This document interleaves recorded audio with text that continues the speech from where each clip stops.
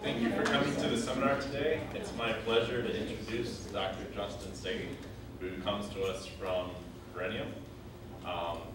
He's been at Verenium for 10 years already and is now the Director of Biofuels Research there, leading a group focusing on cellulase enzyme development. Before that, he was a postdoc at Scripps Research Institute and did his Ph.D. work at UCSD.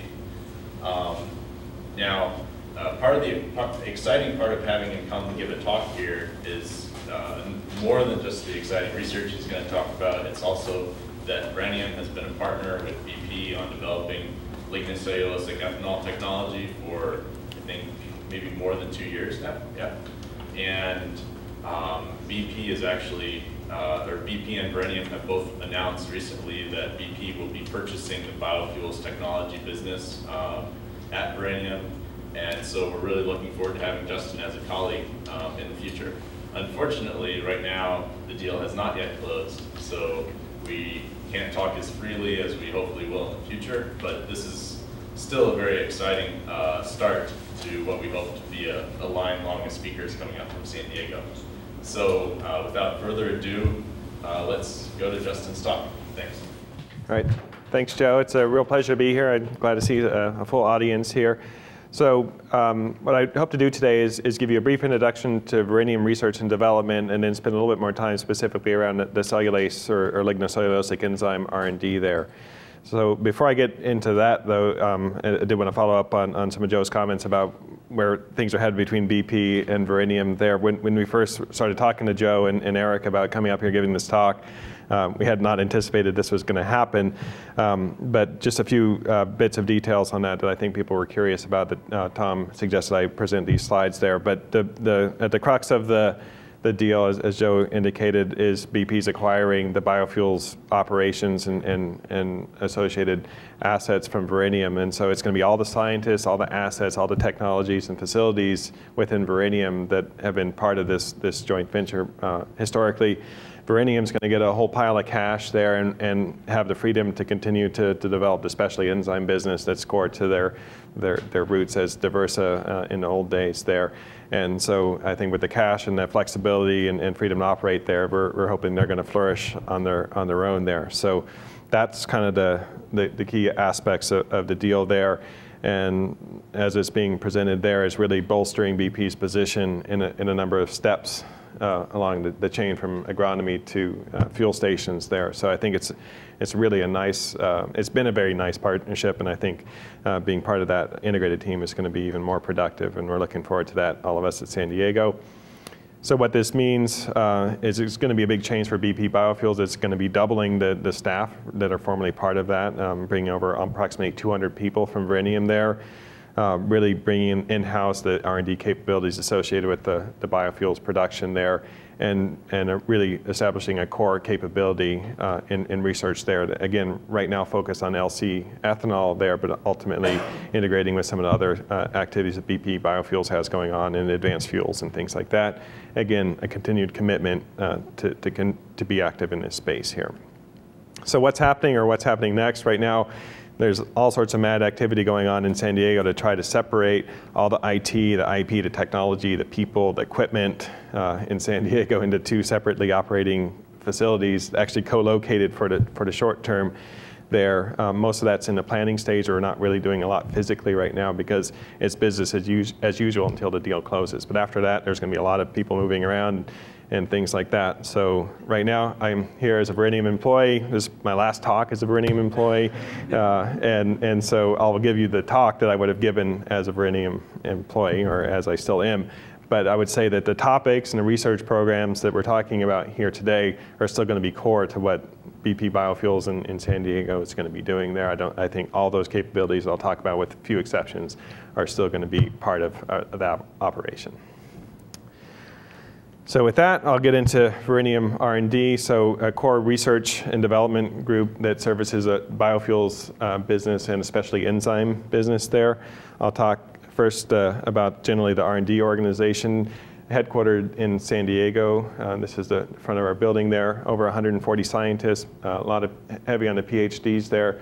over 50,000 square feet of lab space. It's really been custom built for some of the types of things we do there, including engineering and automation, analytical, bioprocess development, and to some degree scale up. We have a pilot plant that is staffed full-time there for developing enzyme fermentation processes there, and really some custom automation to really facilitate a lot of the programs that we talk about today there. In Jennings, Louisiana, we have a 2-ton per day pilot plant and a 50-ton per day demonstration plant that we'll talk about a little bit as well. So that's the R&D organization. On the biofuels side, it's really focused on conversion of biomass to advanced fuels and really marrying up the enzymology, engineering, and biology associated with that.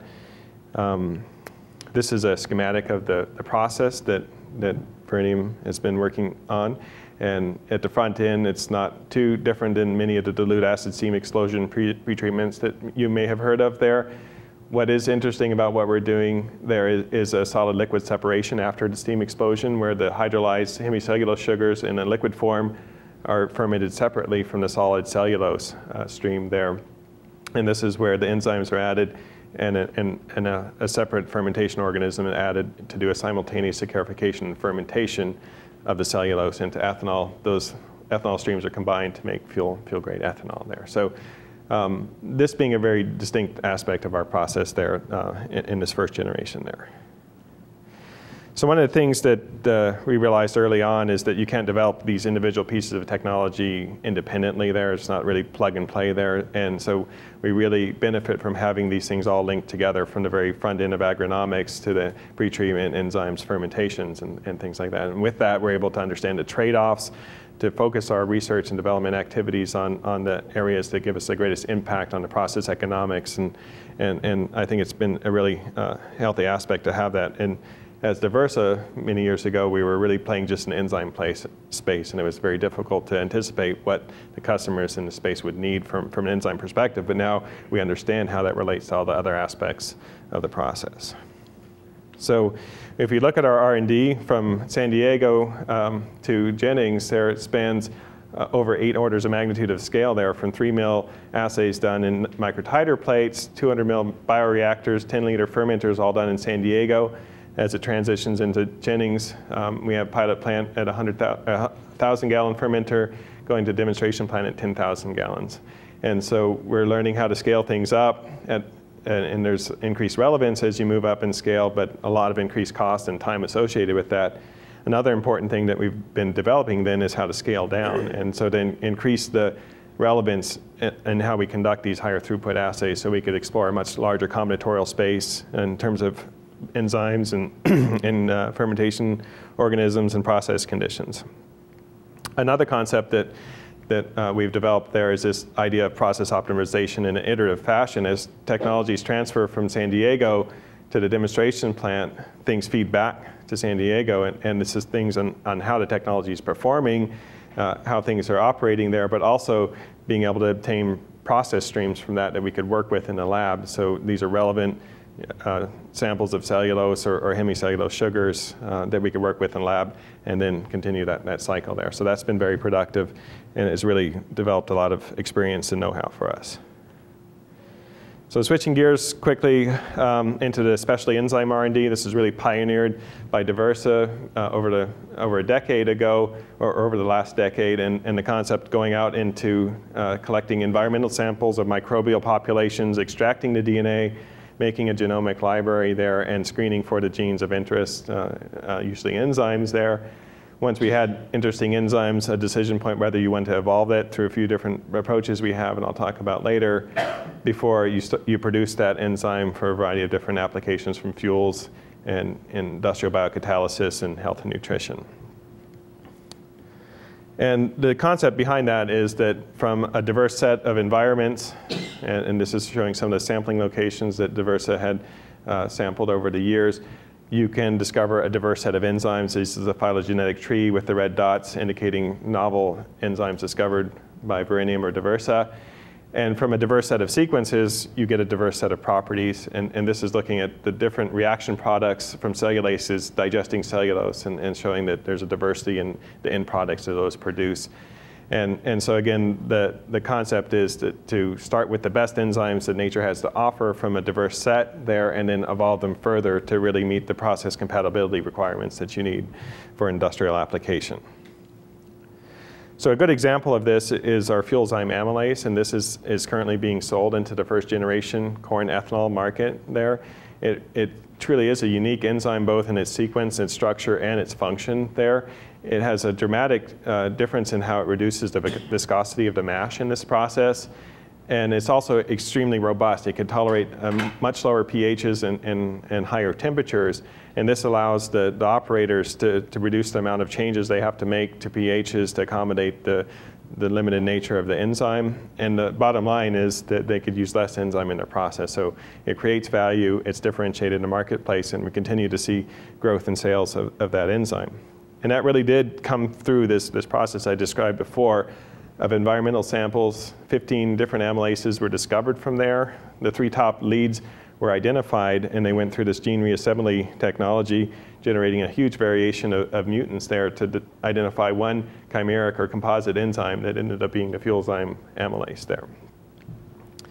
So this approach has been tried and proven over a dozen times within Verenium, and here's just a few public examples of enzymes that we've evolved. Different types of enzymes for different types of applications, different properties, thermostability being one that we've done over and over again with great success there.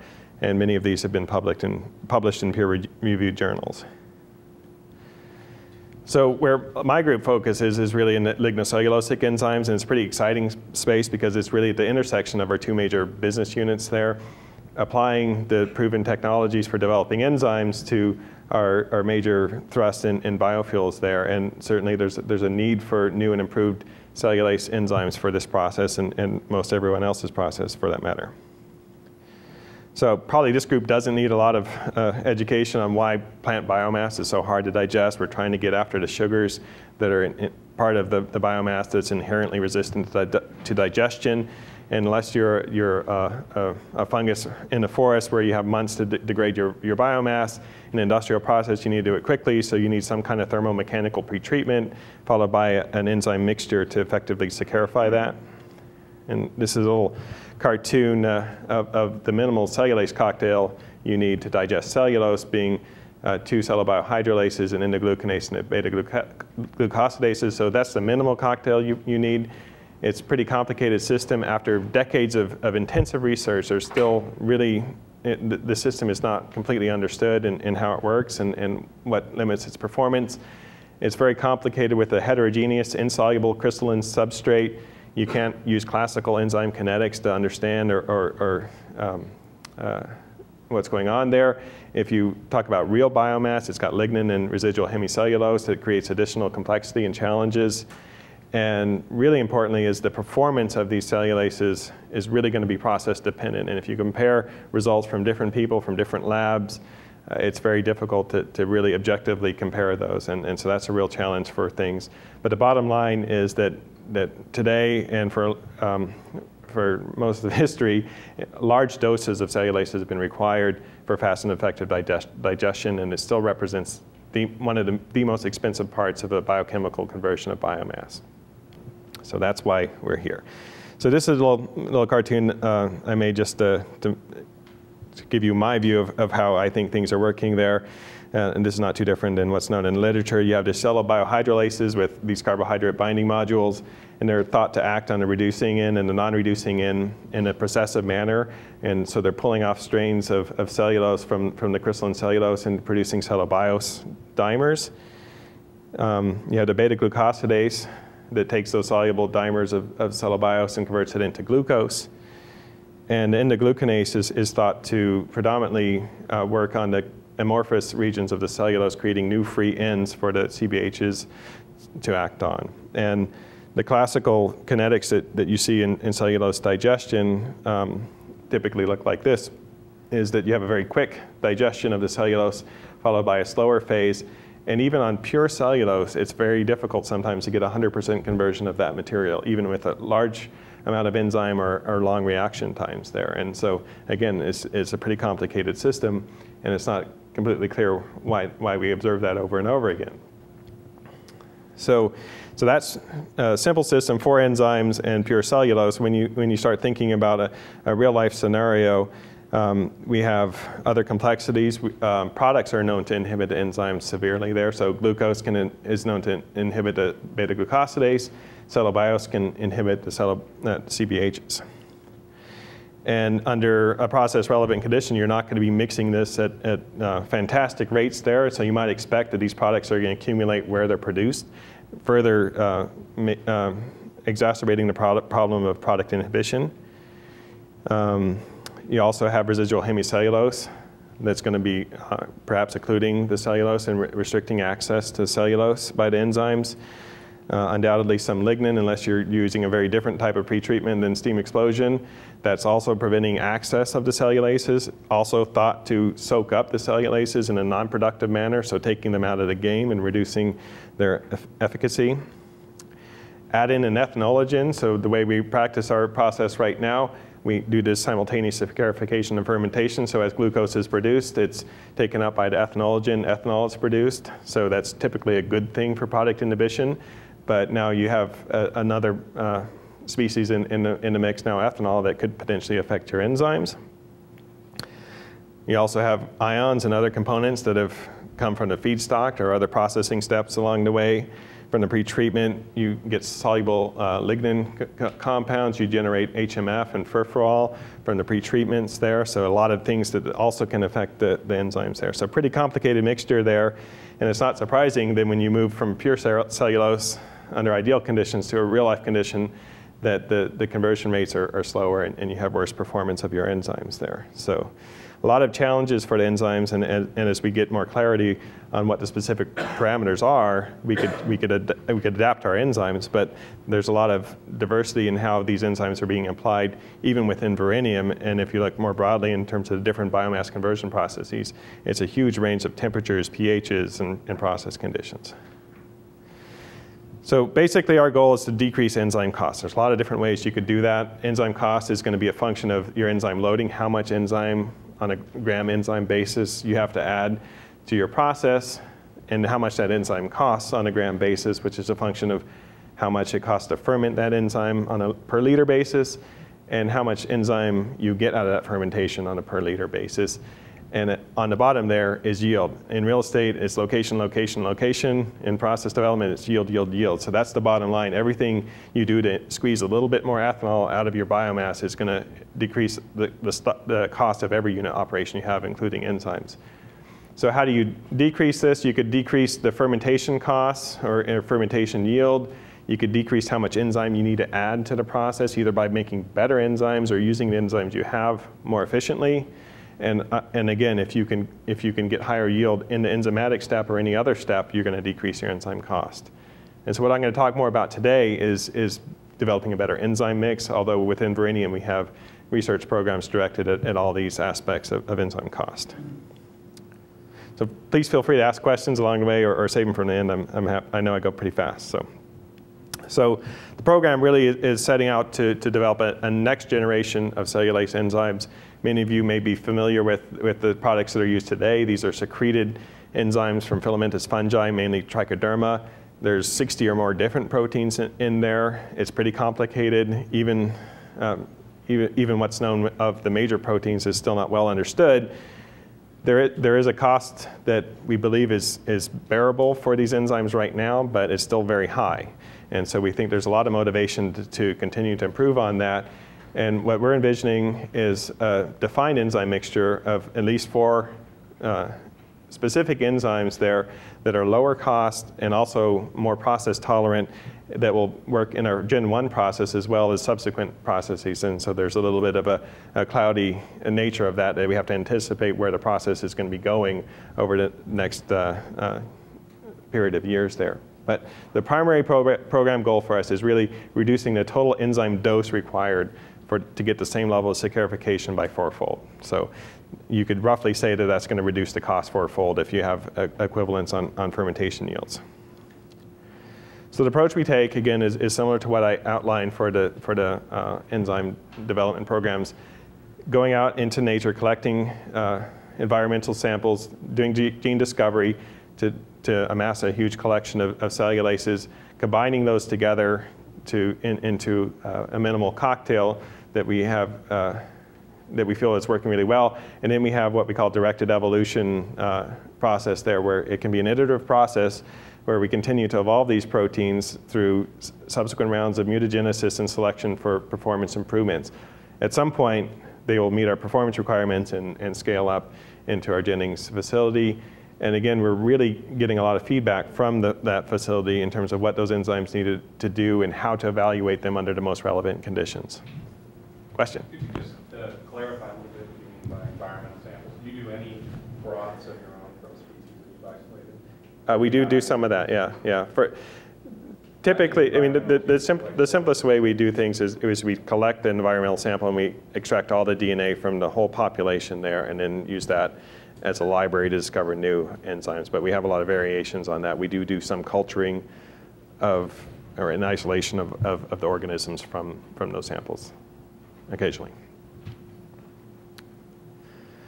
Okay, so this is somewhat of an old example, but one of the environments that we were interested in some time ago is a termite. This is a great example of one of nature's biorefineries there. And I like to joke that in Southern California, those of us who own houses know that the subprime mortgage crisis isn't the only thing eroding at the equity in our homes. But these guys have really figured out how to make a living on wood. They have a mouth that chews up the wood, so you have your mechanical pretreatment. There's a high pH segment of the gut there that maybe is softening or pretreating it a little bit chemically. And then the main reactor here is where the symbiotic microbes secrete enzymes that help digest the biomass and produce sugars that are shared by the host organism. And in this collaboration, we published the metagenomic analysis of the termite hindgut there. And not surprisingly, if you look at the abundance of cellulases and hemicellulases in this environment compared to other microbial or metagenomic analyses of like human gut communities or the soil, that there's a huge abundance of these types of enzymes. So that's what that environment is there to do, and not a big surprise. So we've mined this environment and other environments for useful enzymes, amassed quite a large collection of biomass degrading enzymes over 10 years of different types of projects from both bacterial and fungal sources, and just representing some of the phylogenetic trees of the major classes that we're interested in, with the red dots again being unique clones that we have versus blue being the public sequences that were available at the time of this analysis there. So you can see quite a large diversity, some areas of the trees being quite unique.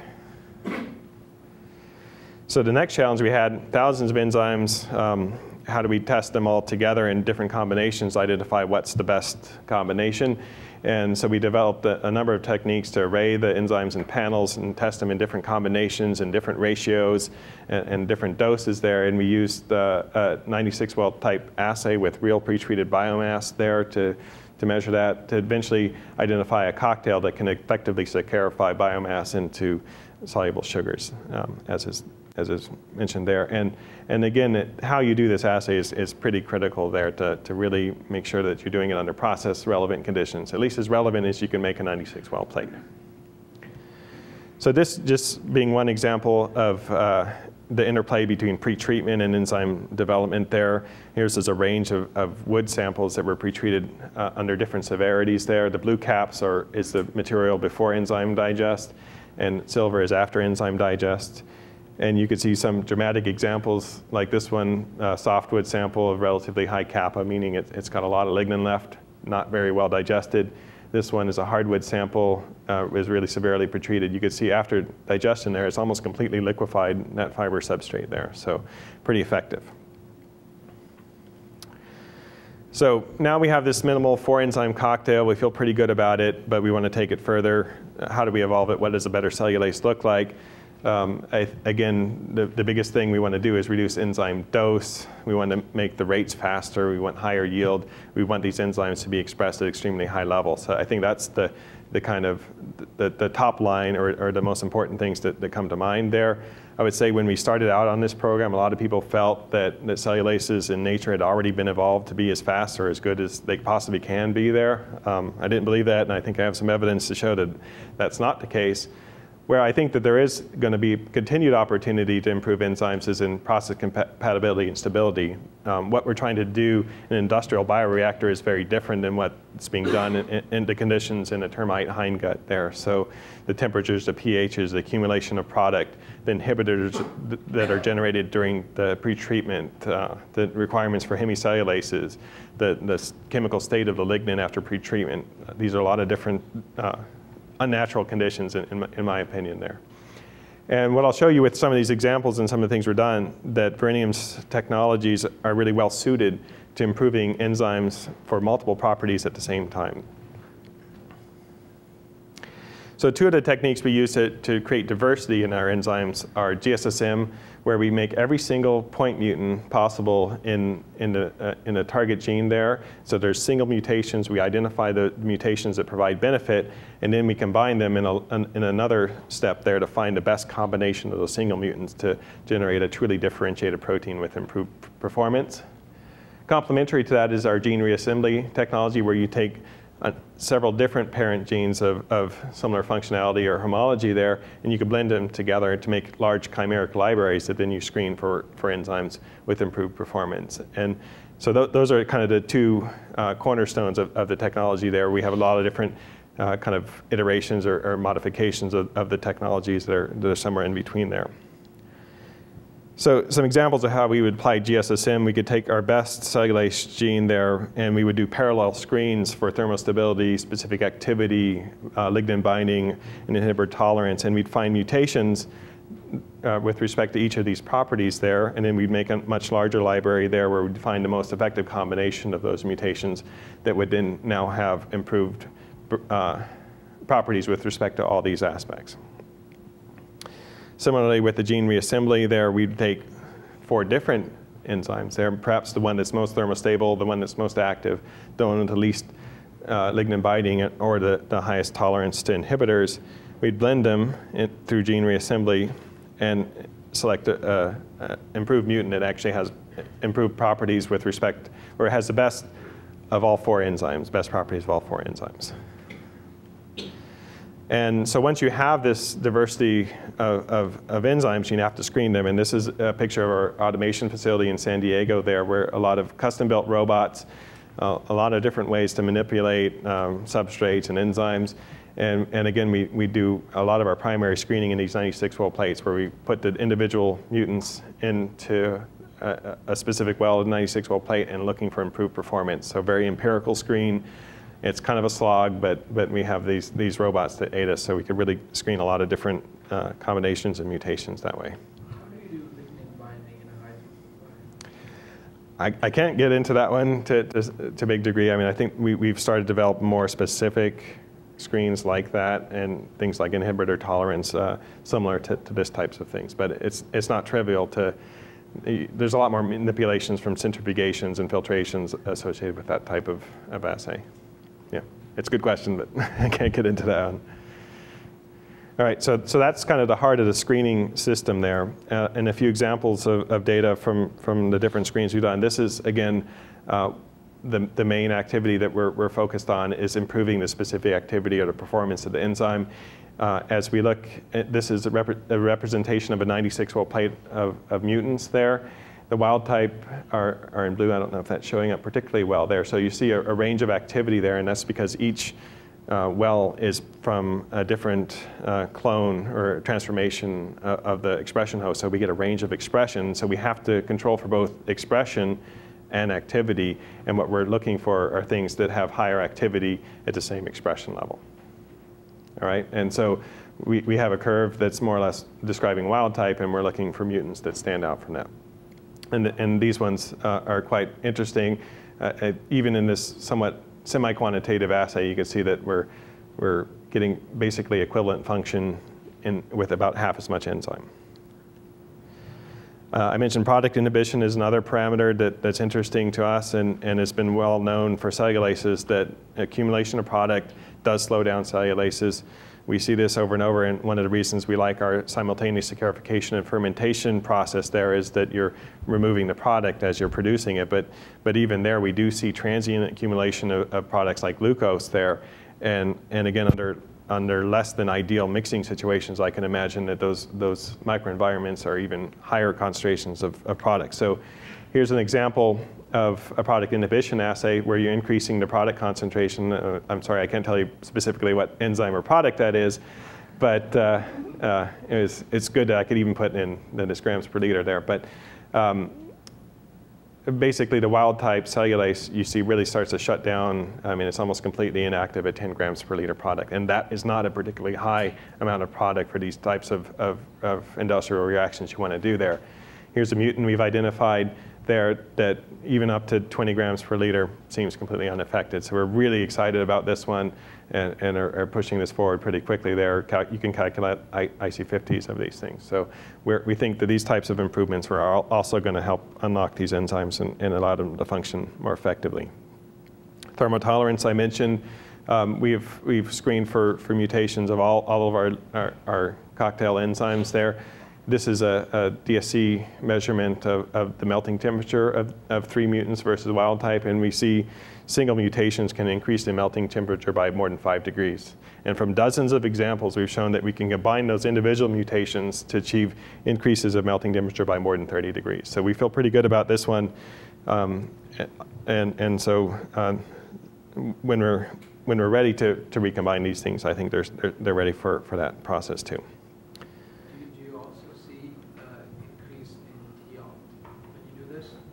So it depends on how you do the screen there. So this is more looking at thermotolerance, so it's surviving a heat challenge, not necessarily thermoactivity, if that's what you're asking about. And generally those are correlated, but you can actually select for them separately. But you increase the temperature, say 30 degrees Celsius, the current enzymes right now, optimal temperature is 50 degrees Celsius, you get to 80 degrees Celsius. Not be able to perform this assay on very quick fermentation. That's true. So I think it's one of the kind of a chicken and an egg for us right here. We went ahead and did this screen, but right now the fermentations we're doing are actually lower than the optimum for these enzymes right now. So this is more further looking that maybe down the road for Gen 2 we need a high temperature process. I would say in general a thermotolerant enzyme is a very good thing because it's just generally more tolerant to different challenges, more protease resistant, and so it's not a bad thing to have. But how essential it is if you want to do an SSF, that's if that's what you're saying, yeah. And there are some people working on that, and maybe that's going to happen, or maybe that we'll have drivers to move us into separate saccharification and fermentation, especially if you want to go to other types of fuels besides ethanol. So keep the options open there. So in summary, I think just a few snippets showing that we have this core cocktail. We've identified quite a few different mutations in each of the enzymes in there and with respect to different properties. And so we really feel that the approach and the technology is working. And that was, again, something that was very comforting now to show that we can evolve these types of cellulases both for raw activity as well as process compatibility type of parameters there. And again, the biology is cooperating with us there. And we're really leveraging so many of the different capabilities at Verenium, from the gene discovery, evolution, bioinformatics. I didn't talk about that too much, but we do try to incorporate rational and knowledge-based approaches as much as we can. Assay development, again, having as relevant assays as early in the process as we can, leveraging all that we're learning upstream or downstream as we scale things up, high throughput automation, expressing heterologous genes, fermenting and producing heterologous proteins, and again, all the activities we're learning from the commercialization activities there. So that's all I had for today. I hope, again, that we could be back in the future, and it will be under a BP badge instead of a Verenium badge. But thank you for your attention.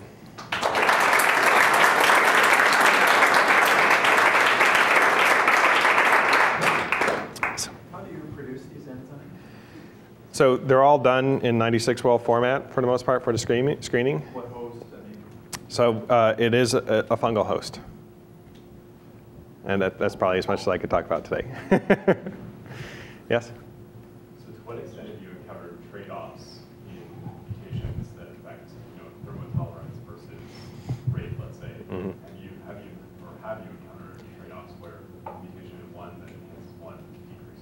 Yep, that's an excellent question, and even getting back to the thermotolerance, I would say that most of the other ones, where frequently you will encounter mutations with respect to, say, activity, tend to destabilize the protein a little bit, so you will reduce it. And so our concept there is to store away these thermotolerant mutants, and once we've kind of finished our monkeying with the scaffold, we'll re-optimize it for stability.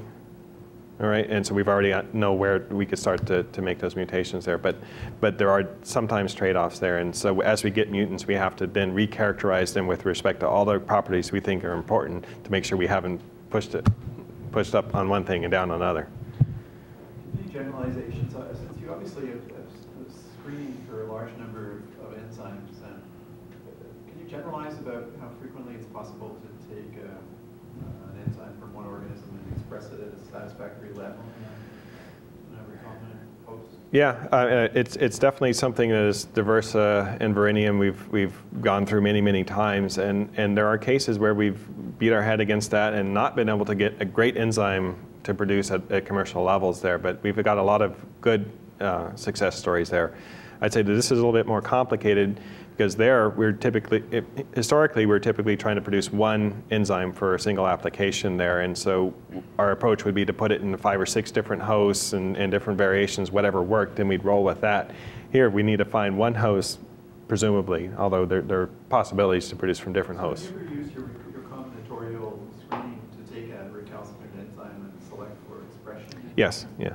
What's the outcome of that? I think it's good, and in fact we actually get some of that data in this assay here, where we are measuring expression here and activity, but really we'd like to see mutants up here where they're both active and expressing well. So there's a lot of approaches we could take just from an empirical mutagenesis. I think there's all sorts of modern techniques for codon optimization and subsequent variations on that these days, to metabolic engineering and strain optimization there. But do you think, so just one more time, from those experiences, have you been able to generalize? Is it codon optimization, or is it structural aspects of the folded protein that are most relevant to obtaining high levels of expression? I think in like fungi and eukaryotic hosts that it is more structural than codon there, that they tend to have more curation mechanisms there, and they may be, you see a lot of these things that are way down here, and they're either inactive or they're not expressing, and either way I don't care much about them. And one of the things we try to do is screen in the host that we're close, very similar to how we intend to manufacture it, so we have that linkage there. So it's a very important point there, that if we make a protein that's twice as active, but we can only make half as much of it, we're treading water. Yeah. So, kind of go along with that, and I have another quick question. So, are bacteria out of the game or not in terms of their enzymes? You put up 4 enzymes, and those are all thought of as being fungi more. Right. So, it's a good point that model for cellulose digestion is fungal, and the fungal model there. The highest produced, but right. Is this are bacterial enzymes going to be produced at levels high enough in fungi? Yeah, I think there's a production issue and there's just an activity issue, and again, our roots at Diversa were really bacterial genes, and our technology is really well suited for that. We did a long discovery program for bacterial cellulases, and I would say didn't pan out very well. That when you compare them to the fungal cellulases on just an equal protein basis, the fungal ones were performing much better, and then add on top of that the presumably higher capacity for production of fungal proteins. I think it was a clear decision we had to make there. Putting bacterial enzymes into fungal systems, I think it has had mixed experiences in our group as well as in the public literature. I still think that there's opportunities there, especially in the hemicellulases where you don't need to crank out 100 grams per liter of protein there. If you just need a little bit of activity, I would hope that we could still engineer that in there. And then just the other thing is unrelated, but the approach that you guys use, this metagenomic sort of approach, is very different than what some of the other enzyme companies do, where they just get the fungus, grow it, and then screen, fractionate or screen and look for activities that enhance something. Are you not interested in that sort of approach, or you just think those 4 are it, and we're going to we're going to process optimize just for it. Yeah, no, I definitely wouldn't say that those four are it. That there's certainly some benefits to the menagerie of other proteins there that are kind of hard to characterize. I think our expectation is that we'll have those in the host that we manufacture in. But if you need to do an 80-degree process, all of your extra proteins are going to be completely inactive there if you've really engineered just those four proteins there. So we need to understand what the minimal effective cocktail is there. And so we are certainly looking to add to that if necessary. In some cases, we'll definitely need hemicellulase enzymes if there's a lot of hemicellulose in the process. So when you evolve these individual cellulases for different properties, have you, when you evolve it for activity specifically, do you co-evolve in the presence of, let's say, the other three enzymes? Yes. Yep. Absolutely. So, have you ever done a comparison where you evolve it separately and then you mix it in a cocktail to see its performance, as compared to when you co-evolve, and do you see differences between that? Yeah, we definitely haven't done that. I mean, it's a pretty big just to do one evolution there, but so yeah. Always co-evolution. Yeah, I think that was just, I mean, I think it makes sense to evolve them in the context of how they're going to be acting. So we definitely wanted to do that where possible. There's a question back there. Yeah. When you make your libraries by DirectEvolution, how large are your libraries generally? And then what kind of coverage do you get when you screen the library? Yeah, that's kind of a big question, and I think there's different points of view on that. This is not by any means our highest throughput assay that we've ever done here. I think because we want to keep it very relevant, it's relatively low throughput. So, we could screen tens to hundreds of thousands of variants of a library here. But you can make a library, I mean, the sky's the limit. It's very easy to get into massive libraries that are, theoretically billions of different variants there. Personally, I don't think you need to even screen a fraction of that. There's different combinatorial solutions that may be equivalent there. But some people feel that you want to be able to saturate and screen every possible combination of that library there, that you need to have complete coverage. So I think it's actually somewhat depends on who's running the project right now. and we just haven't had a budget to be able to do that systematically to compare these things. So was that all the questions? You had a few. Okay. All right. Yeah. Do you find that when you evolve on one substrate, for instance this graph, with the same circle mutants, would they also be better on a different pretreatment or a different feedstock? I would say that to the extent that we've looked into that and we've done, I think, a reasonably thorough job there, that what's better on one substrate will be better on another substrate within even quite different pretreatments and certainly different types of materials there. How good they are, what level of performance is very different, but do they rank the same? They will rank the same, at least in the variants we've found so far, and we are keeping an eye on that to see if there are some things that are more tuned to that type of substrate. Yeah. You showed wood as a substrate. Have you tried grass as a substrate? Well, so right now, I mean, this is untreated gas, and so that was a kind of more historical project that we had as part of a collaboration with New Zealand, which isn't very active right now. So right now, it's exclusively energy grasses. Yeah. Can you go back to the slide where you presented the model that you have about how cellulase integrate cellulose?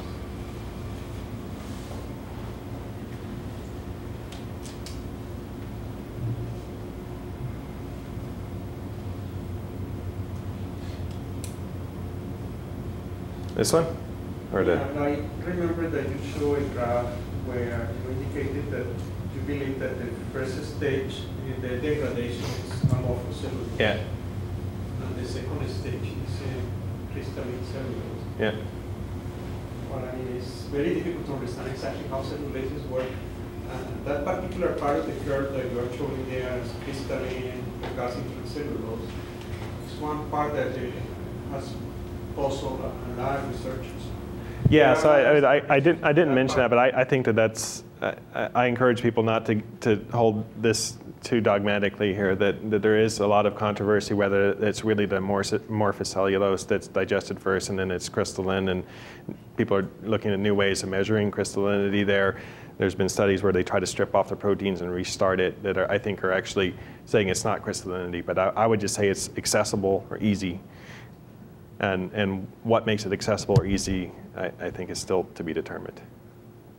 I mean, is it, so what was just wondering, based on the information that you have, is that the model that you already developed, and that's the model you believe that will be what?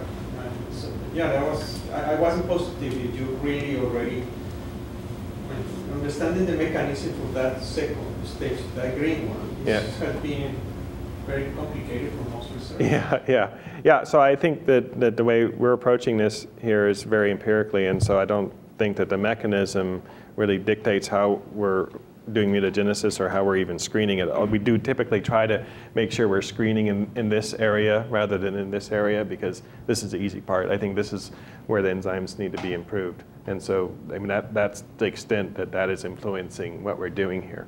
I think as we think about what we could all do together, I think these fundamentals will continue to help us figure out new ways to improve the proteins in the process there. But I don't think, it's a good point, and I did mean to bring that up there, that this is a model, but I definitely wouldn't take that verbatim there, and even the reducing and non-reducing activities of CBHs, I think, have come into question too. So, yeah, so this is a model that most people in the field would show as like an introduction. So I was just wondering if you can comment on expanding this model at all. So you've optimized these 4 enzymes, but like cellulitic organisms, for example, have many different varieties, especially of endoglucanases. So have you tried to expand and see if by testing some of your different varieties of endoglucanases you can further enhance the activity beyond just the 4 enzyme cocktail? Yeah. So that's something we've done in the past, and we continue to do as we get access to new enzymes or organisms, and to see is there something we could add to this 4 enzyme cocktail to make it better. And so far, we haven't found anything that we could really say that it's more than just a dose effect, that you could just add more of one of these other enzymes to get the same benefit. So the GH61s don't have any activity in your? So not really, although we haven't hit that as hard as some other people, let's say.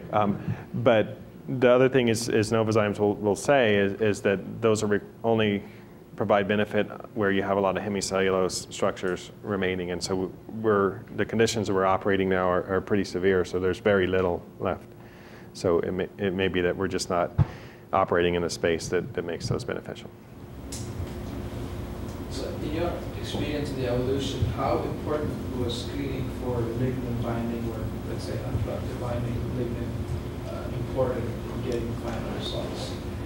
Was that a dramatic impact on the improvement of the cellulose cocktail? I think the jury's still out on that one. Right now we have a collection of mutants that are just performing better, but we don't particularly know why. And it may be lignin binding or some other property that's been improved there. Yeah. So while you're on this slide, I mean, this may be a little bit outside of the discussion, but so you're showing that CBH1 and beta glucosidase are both feedback inhibited, right? So especially in the context of doing SSF, I mean, I guess that doesn't physiologically make sense to me, right? Because I mean, these things sit down on cellulose and they want to eat it as their carbon source. So is it just because it takes so long to break these things down and they need some time to get it into the cell and actually ferment it? And if so, are there multiple levels of regulation that you need to be concerned about, I suppose, to produce more? Yeah, my take on this would be that this does make sense from a organism standpoint there, that you don't want to be producing a lot of free sugars that you can't metabolize and give to your neighbors there. And so it is a feedback inhibition loop that they've developed there. So, and the types of concentrations that we're experiencing industrially, I think, are completely out of the range that you'd get on a log in a forest, and they can take their time at it. So, I mean, do you know where those allosteric sites, I would assume that allosteric. Yeah, I mean, I think for the well-studied genes, yes. For ours, they're typically novel genes, and we haven't gone through crystal structures and that type of experimentation there. So where they have analogous structures, we do threading and things like that to try to understand it, but we haven't gone through that with our particular genes. In your evolution technology, you said that you made a point mutation at virtually every single point on the enzyme. How, on a scale, would you say directed is it versus random?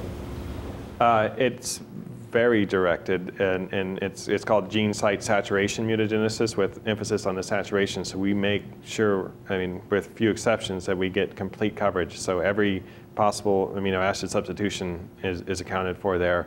And because this is actually a pretty labor-intensive screen and low throughput, we actually pre-sequence and qualify everything that goes into the screen there. So we know we have complete coverage. But are they individual point mutations? See, I can envision an idea in my head where you might have to mutate one residue, but at the same time mutate another one that have better activity. Yep. So somebody else had brought that up today, and it just, the combinatorial complexity there blows us apart. So if that is a requirement to see those mutations work together, we wouldn't pick it up with that screen. And so typically we do, some other types of approaches there. If we have a rational thinking that those two amino acids are around a substrate or something like that, that we might do multiple combinations of those, but that would be more selective there. Yeah. I'm just curious, how long does it take for you guys to turn around one round of evolution? For this one, it's we're working in a fungal system, and so there's a lot of biology at play there. So it's probably half a year. For a simple one like a phytase in a E. coli host, we could do it in a month. So for your evolved enzyme, right, an enzyme that has better activity than the parent one, discarding the other factors like thermostability or product inhibition or things like that, do you see a higher activity on a solid substrate, just from a catalytic standpoint, translating into a better activity also on a soluble substrate? Can you make that connection? There's actually quite a consistent disconnect there that if you screen on a soluble or even semi-soluble like phosphoric acid swollen cellulose, that you're going to see a big disconnect there. So mutations or different genes, one that's really catalytically active on a soluble substrate may be a total dud in a lignocellulosic enzyme. But how about the other way around? Something that's really good on lignocellulosic substrate, is it also really good on a soluble substrate? I mean, it may not be differentiated, but I mean, it has to have some reasonable catalytic activity. Yeah. But that's definitely, I mean, one of the take-home messages is that you can't do these types of evaluations on unrelevant substrates. Yeah. Well, thanks for the many questions. Really enjoyed it. Thank you.